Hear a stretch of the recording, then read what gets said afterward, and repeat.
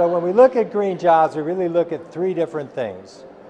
One is green buildings, and there's a huge growth there. Growth 80% in 2008 in new green buildings. We look at renewable energy, particularly wind and solar, and we look at efficiency upgrades for buildings.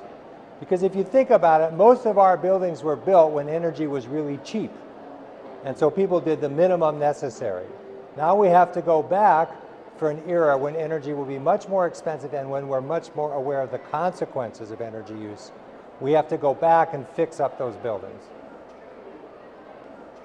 In the late 70s and early 80s, I had a front row seat as the director of California's solar energy programs in the state's efforts to build a permanent solar energy industry.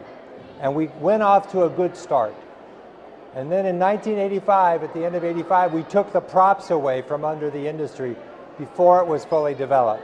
And it literally collapsed overnight. I don't want to see that repeated again. To make green jobs work and be a permanent part of the economic landscape, we need to do a couple things.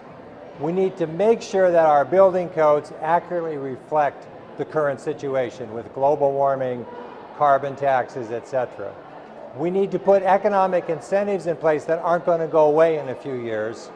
And we need to really build the infrastructure among building owners, facility managers, government agencies to make this a permanent part of everything they build and operate.